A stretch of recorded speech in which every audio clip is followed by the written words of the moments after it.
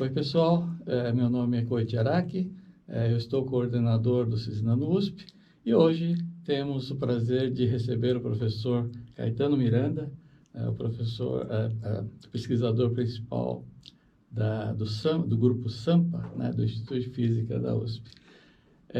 Dando continuidade, né, a uma discussão, inclusive, que nós tivemos anteriormente sobre nanomateriais e nanotecnologia, o professor, além de ser um dos grandes especialistas na parte de modelagem, né, de nanomateriais e nanoestrutura, também agora está voltando suas atenções para a área de educação, né, repensando, vamos dizer, o ensinar, né, neste mundo onde nós temos inteligência artificial, aprendizagem de máquina, nesse mundo realmente em transformação, né?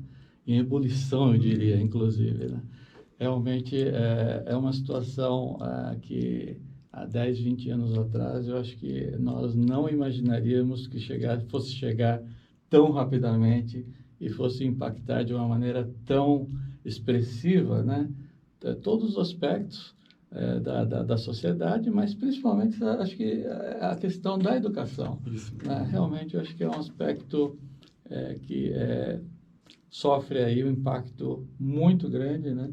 E eu gostaria de saber que tipo de trabalhos você tem realizado nesse sentido. Bom, primeiro, muito obrigado, Coach. Alô, pessoal, por essa oportunidade de também estar comentando sobre as nossas ações, né, em relação à parte de educação, extensão e ensino, né?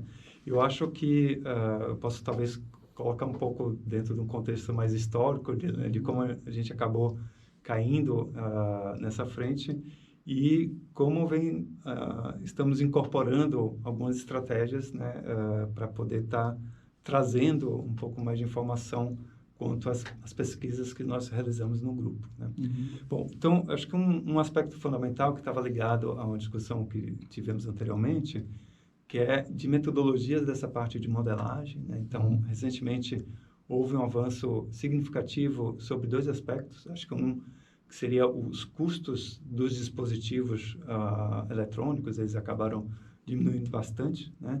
E junto com a indústria de jogos, né, que tem um público bastante amplo e que vem desenvolvendo diferentes tecnologias para tornar cada vez mais rápido e, ao mesmo tempo, mais barato. E dentro dessas estratégias, uma das frentes é ligada à parte de realidade virtual, né? Ou seja, a capacidade da gente poder estar criando situações ou simulações onde você poderia estar experimentando o que seria, por exemplo, a escala nanométrica no mesmo tamanho de escala que você está vivendo ou que você está percebendo.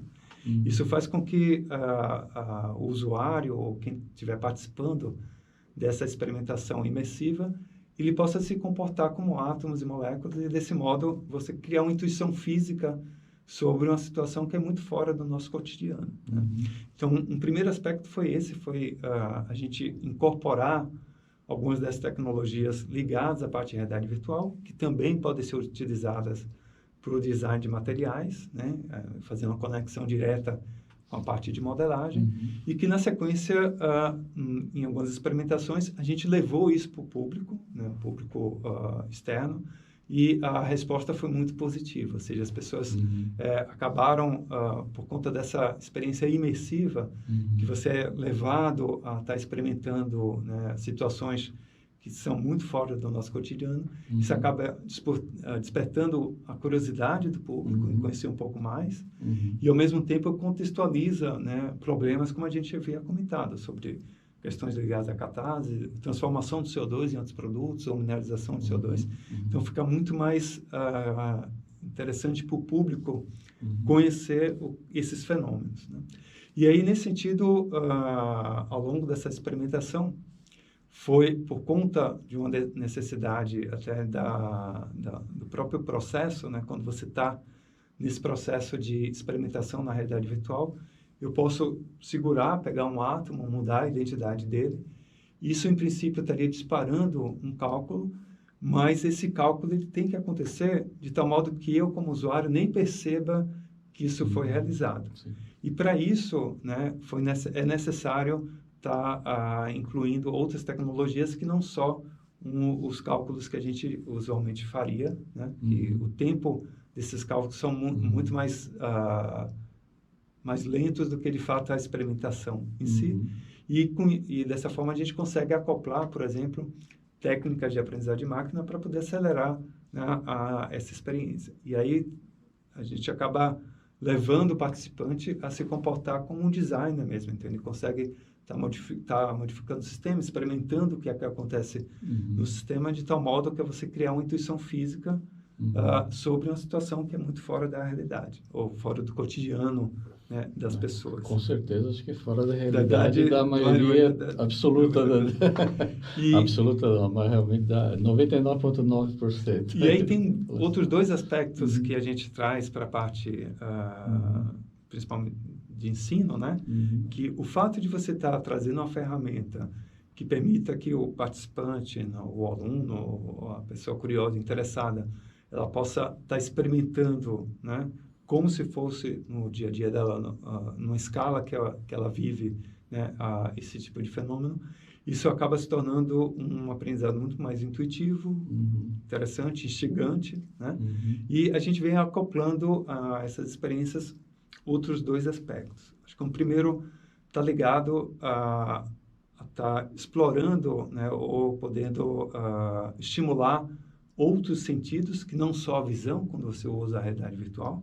Por exemplo, a questão do som. Então, a gente consegue estar transformando algumas propriedades ou informações desses sistemas em som, de tal modo que você possa criar um aspecto inclusivo também, né, para não só ficar limitado à questão do visual, mas também está explorando a audição, né, como uma forma de exploração desses sistemas. Que tipo de fenômeno você associaria ao som, por exemplo? Em princípio, você pode estar mapeando qualquer fenômeno, né, qualquer conjunto de dados em sons. Acho que o ponto que é um processo chamado de sonificação, de tal modo que a gente possa estar associando, né, diferentes propriedades, por exemplo, diferentes instrumentos musicais, ou a altura, né, da nota a uma certa intensidade, ou valores de uma determinada propriedade.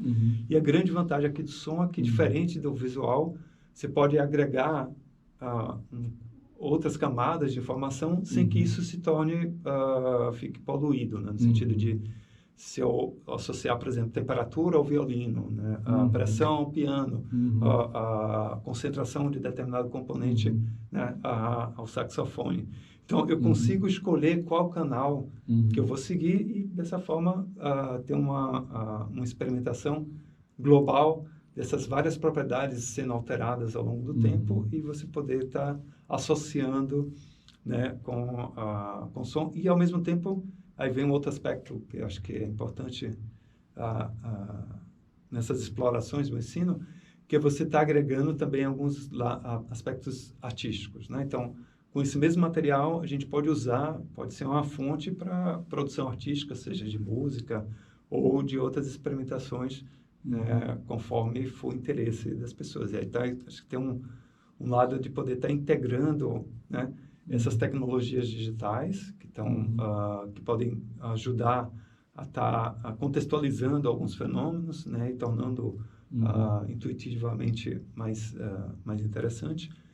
E, ao mesmo tempo, né, tá usando uma linguagem, que é a linguagem das artes, né, de tal modo que seja mais lúdica e também trazer um diálogo mais próximo, né, e, ao mesmo tempo, está despertando aí outros interesses, outras interseções, né, como ciência e arte ou outras possibilidades que a gente possa imaginar. Puxa, fantástico. Realmente, né, eu acho que hoje a questão principal é como nós podemos motivar, né, os alunos, as pessoas, a estudar um determinado assunto. E na minha época, na nossa época, né, Toda essa questão era por meio de leitura, basicamente, né? Em que nós tínhamos que abstrair tudo, né? Exatamente. E acho E que tem um agora lado... você pode trazer isso mais para algo concreto, né? Em que você pode tocar, ver e assim por diante, né? Eu acho que tem um aspecto que muito do desinteresse, talvez, né? Ou uma barreira para o interesse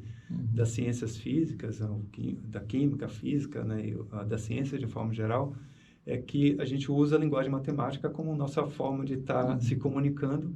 Isso pode ser uma barreira para grande parte do público. E eu acho que essas experiências imersivas, né?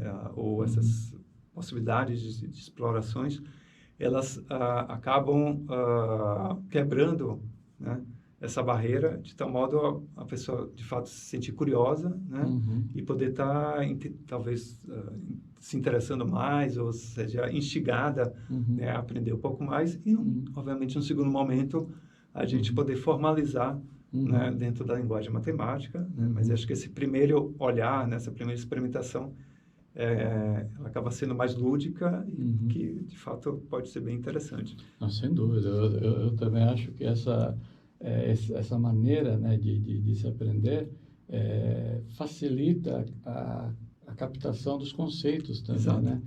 O que você faz e qual é o resultado disso, né? De uma maneira muito mais visual, muito mais simples mesmo, né? Realmente, quando nós falamos de linguagem química, física, como que eu poderia dizer? Imaginar o que vai acontecer é o segredo de tudo. Exatamente. Né? Mas se nós pudermos facilitar esse processo, acho que isso pode chamar, isso chama muito mais a atenção.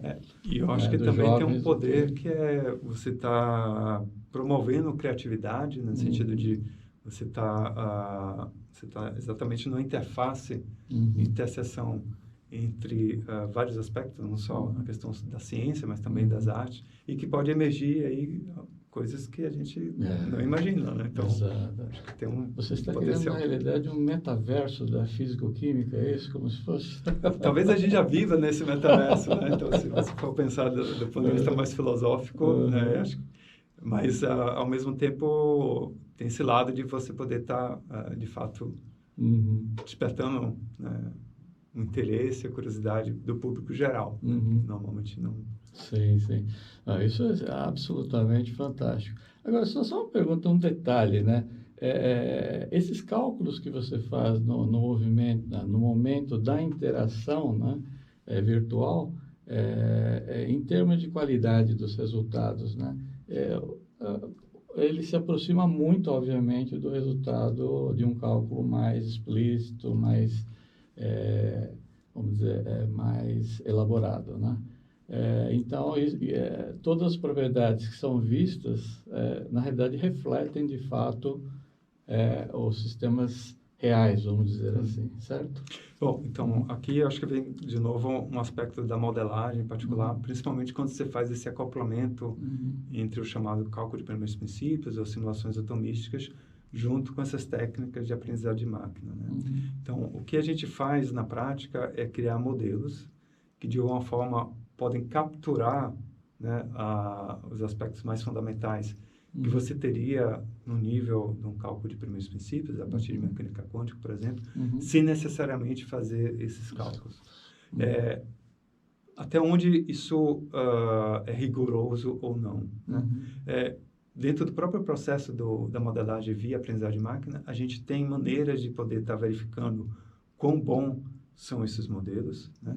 Obviamente, esses modelos eles podem se tornar cada vez mais realistas, desde que a quantidade de informação, ou melhor, o conjunto de dados que você esteja passando, eles sejam tão ricos quanto a natureza do sistema que você está querendo emular. Mas nada nos tira ao fato de, a todo momento, a gente ter que validar se, de fato, aquelas conclusões, aquelas experimentações refletem o que as leis físicas estariam descrevendo. Né?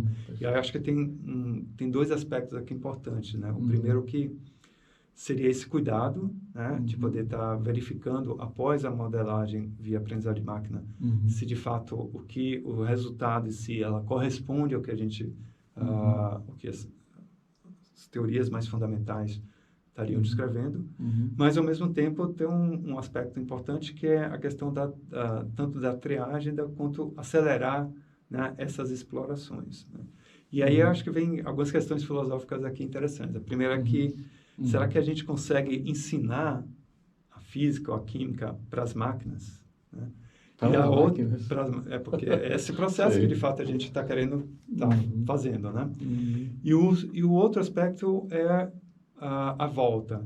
Então, será que dentro dessas simulações ou simulacros, né, usando a aprendizagem de máquina, leis físicas ou comportamentos que a gente aparentemente ou ainda não se deu conta ou não viu, então será que as máquinas podem nos ensinar a física também do processo, sem que a gente acabe equacionando essas leis físicas nesses modelos? Então, isso são dois aspectos interessantes que também conversam com a questão mais filosófica da modelagem em si, e que a gente vem vendo que vários desses modelos têm se tornado cada vez mais sofisticados, de tal modo que, de fato, possa emergir situações que não necessariamente a gente tenha que estar colocando lá as leis da física que correspondem àqueles fenômenos, né? E aí se torna algo...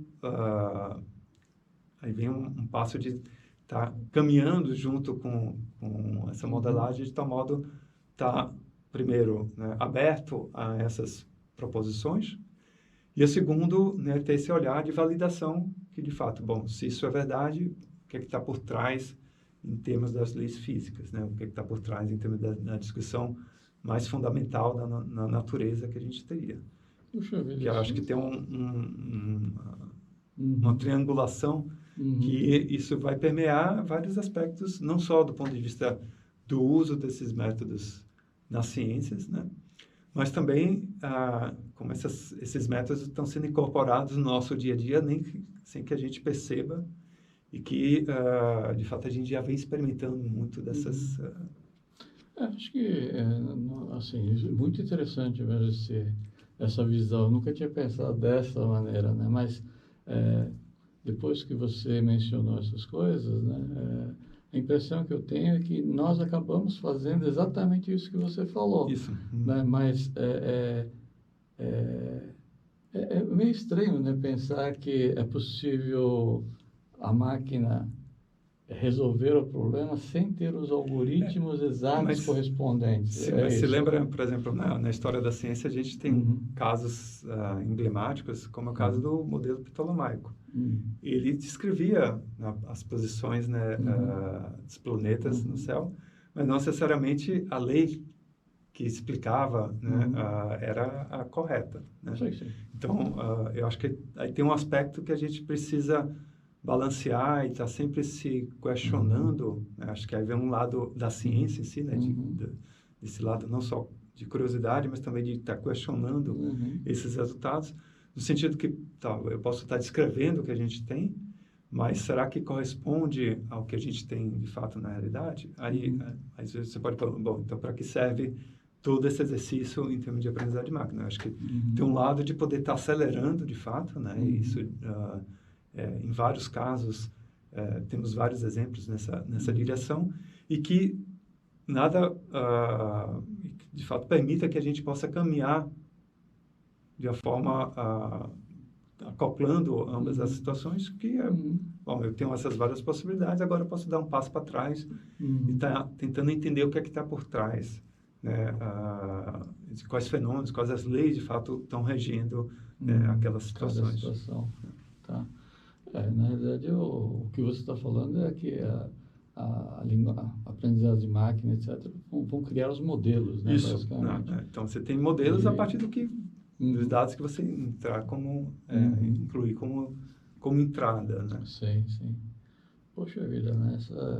Essas questões aí realmente nos fazem pensar um pouquinho mais. Eu acho que também tem um outro aspecto que é, dada a evolução, né, bastante recente, mas ao mesmo tempo exponencial dessas metodologias, dessas tecnologias, que é como a gente pode estar incorporando esse modo de pensar, né, dentro da nossa forma de fato de operacionalizar a Sim. ciência, né? Esse é um outro paradigma que aparece, né? Que, obviamente, pode acelerar bastante, mas, ao mesmo tempo, tem que ter esse cuidado de, bom, o que é que está por trás, o que é que, quais são, de fato, as leis, né? Então, uma combinação. O melhor dos mundos seria essa combinação, né? Da gente poder poder correlacionar de uma maneira inequívoca, exatamente. Né? Todas as interações. Quem sabe e emergir aí outras situações que não necessariamente a gente consegue ou enxergar ou prever, né, a priori. Eu acredito muito nessa possibilidade. Quando eu vejo, por exemplo, a época que nós imaginávamos por exemplo, transições eletrônicas, o que vai acontecer durante as interações, etc. E hoje, com essas possibilidades de visualizar, nós certamente vamos perceber aspectos que, de outra maneira, seria muito difícil de serem percebidas. Isso. Né? Então, acho que realmente pode se abrir aí novas perspectivas. E tem esse lado de poder, de fato, estar acelerando, né? Então, porque agora a gente consegue estar lidando com a quantidade massiva de dados, né? Então, que vai além do humano, de fato, mas que, de algum modo, possa estar nos norteando sobre os casos mais interessantes. Acho que a gente volta àquela questão inicial em termos de como essas simulações podem nos ajudar, né, em termos de alguns entender projetos. E aprender mesmo. Né? Mas, assim, em termos de simulações, certamente, se nós pegarmos materiais relativamente grandes, ou lá, nanomateriais, etc., em escala mais macro, né? Macro. Aí parece que eu estou sendo contraditório, né? Mas você acha que, obviamente você acha que sim, né? Mas que todas essas questões, né, de como fazer o desenvolvimento de um novo material, etc., ele poderia ser transformado usando esse tipo de metodologia. Indo para, por exemplo, a questão da realidade virtual.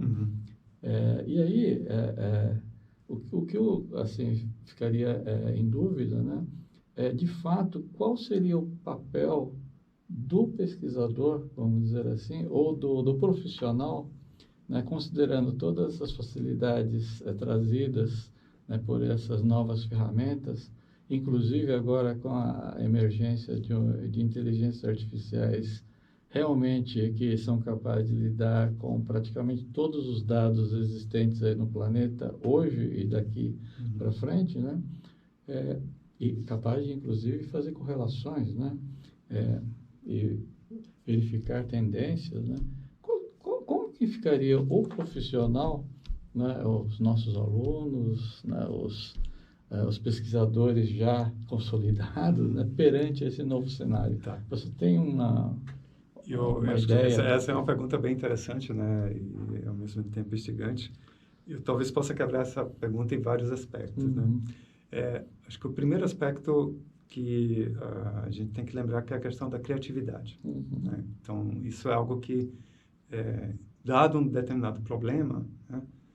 Obviamente, com o auxílio dessas ferramentas, isso pode se tornar esse processo mais fácil, mas essa interface do humano aí é essencial dentro de vários desafios que estão sendo colocados ou que a gente vai ter ainda no dia a dia. Né?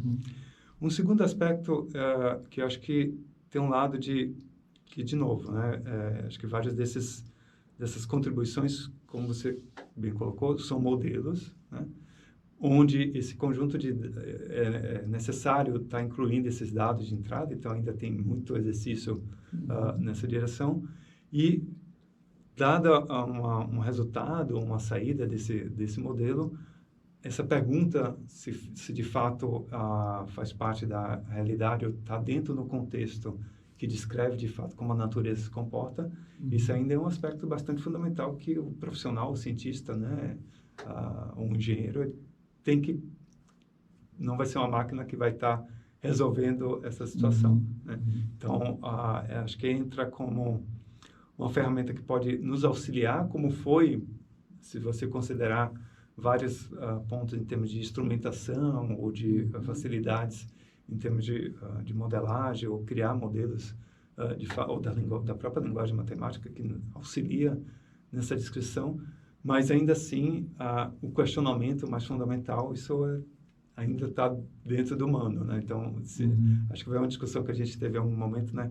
Se isso emergir uma consciência dentro dessa inteligência artificial ou desses sistemas, aí é um outro aspecto que muito provavelmente as próximas gerações terão que lidar com esse aspecto.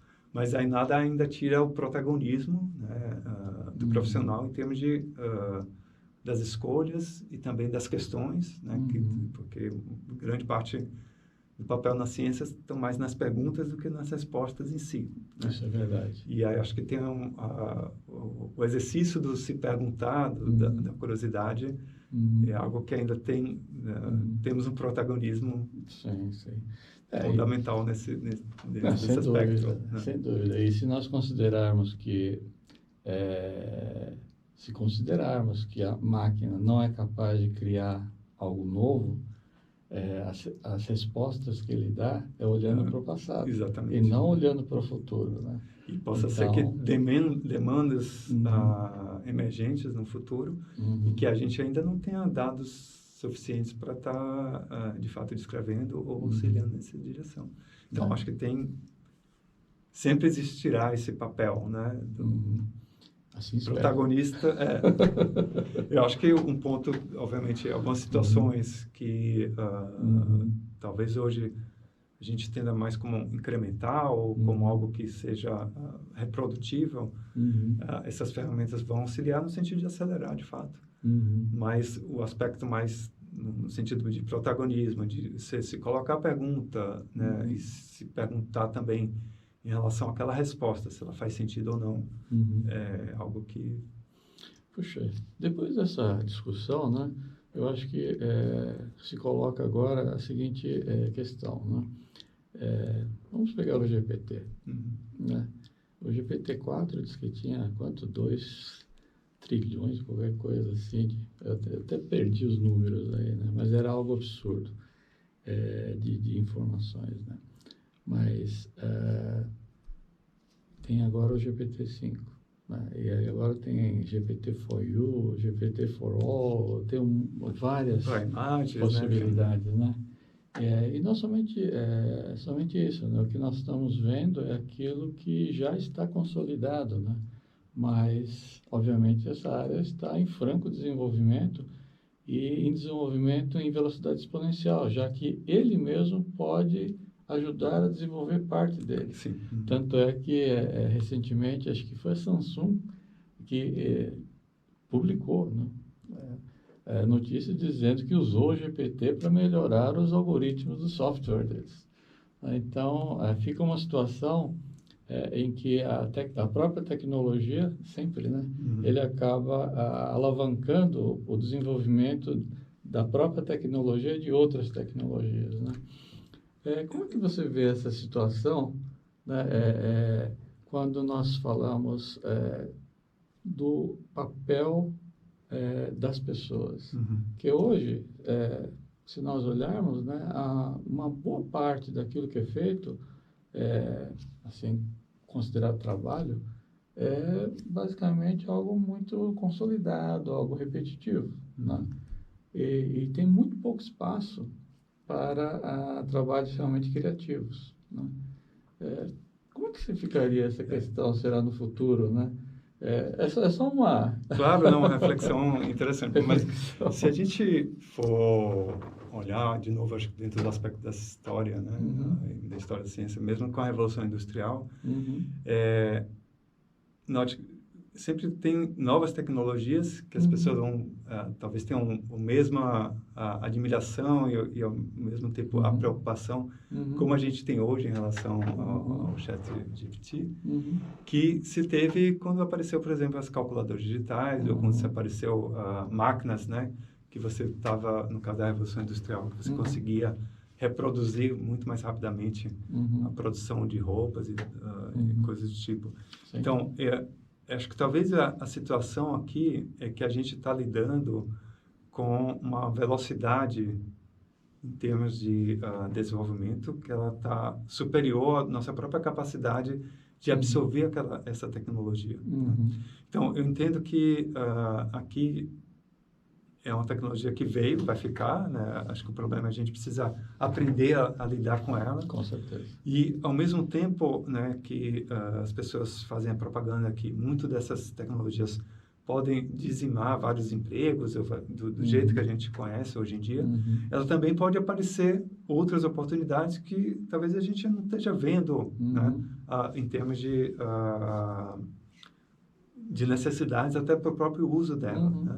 E aí acho que vem um ponto de avanço, como a gente viu em vários ciclos da história. Sim, né? sim. Acho que, de novo, acho que o ponto que nos chama a atenção é que, nesse momento, você tem um desenvolvimento que está sendo muito mais rápido do que a nossa própria capacidade de estar absorvendo ela. Né? E aí é uma questão mas eu sei que veio para ficar, e o ponto é como a gente aprender aí a estar lidando com essa ferramenta. Sem dúvida. E lidando da forma mais positiva possível. Né? Para que não haja... porque, lembra, o que alimentou, né, esses sistemas fomos nós, ou informações que nós geramos. Né? Então, ela, de fato, vai ser um reflexo do que ou facetas nossas, né? Aí volta de novo aquele questionamento que você trouxe, que são as pessoas. Então, a pergunta é como, de fato, a gente vai estar lidando com essa ferramenta, né? Incorporando e usando ela da melhor forma possível. Acho que essa é a grande questão. É a grande questão. E que aí envolve, acho que talvez um ponto, que acho que, de novo, um papel nosso, cientistas, né? Ou pessoas da área das ciências, que é como traduzir isso para o público em geral, até para eles poderem, para que todos possam estar entendendo no que é que a gente está lidando, de fato. Né? E está se questionando. Esses mesmos questionamentos a gente viu durante o processo seja na criação de armas nucleares, na questão também da engenharia genética, né? Então entra questões éticas aí, ou filosóficas, que é necessário ter uma discussão mais ampla, né? Mas que o ponto é o tempo, né? No sentido de é algo que já está sendo utilizado, já está sendo aplicado, sem que a gente ainda perceba, mesmo a curto e médio e longo prazo, quais são os efeitos, né, da adesão a essas tecnologias da forma mais... porque o GPT é algo que está ligado dentro da esfera de textos, né? Então, você consegue depois emergir isso para imagens, né? Que é um passo... o GPT-5 já faz isso. E depois de vídeos, né? E situações das mais diversas possíveis, inclusive interagindo com a gente sem que a gente perceba que está lidando com... É algo assim que realmente assusta um pouco, né? Já que, por exemplo, programação. Parece que isso é uma questão que essa inteligência artificial já consegue resolver sem problema nenhum. Né? Aí vamos ao problema de engenharia. Se os dados o banco de dados que ele tiver for perfeito, também consegue resolver. Mas lembra de um ponto que você trouxe há pouco, né? Que esses são informações do passado. Sim, né? São do passado. Então, eu acho que a própria aderência e o uso dessas tecnologias vão trazer novos problemas, da qual não necessariamente a gente já vivenciou ou a gente tenha dados ou informações para estar trazendo da melhor forma possível. E aí acho que de novo emerge o papel, né, do humano para poder estar... Né, sem dúvida, o papel criativo continua sendo do ser humano. Né? Então, esse é um ponto que realmente é fundamental. Né? Sem isso, realmente, estaríamos com problema. Mas eu acho que o aspecto que mais, vamos dizer assim,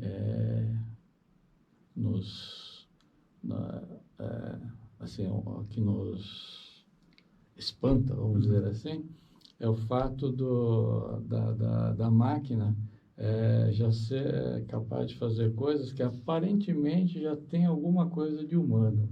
Né? Então, por exemplo, faça uma composição de acordo com o estilo XYZ. Ele é capaz de, aparentemente, criar algo inédito, Claro. né? Baseado nessas informações e com estilo já selecionado, né? Então, agora, óbvio, novos estilos vão surgir. Isso, acho que talvez seja esse isso, ponto, né? né? Onde Não há entra a problema. nossa, Uhum. nossa contribuição, até se você for olhar em termos de evolução Sim. da arte, né? Essas mudanças de paradigmas e de visões ou disruptivas, né? Sim. É algo que certamente vai estar partindo da gente, né? Ainda bem. Espero, né? Espero que ainda tenhamos o papel daqui a 100 anos. Certamente. Muito obrigado, professor Caetano, pela conversa super interessante, né? E esperamos agradeço, aí poxa, poder pelo contar papo. com a sua colaboração em outras oportunidades. Certamente. Muito Obrigado mesmo. obrigado.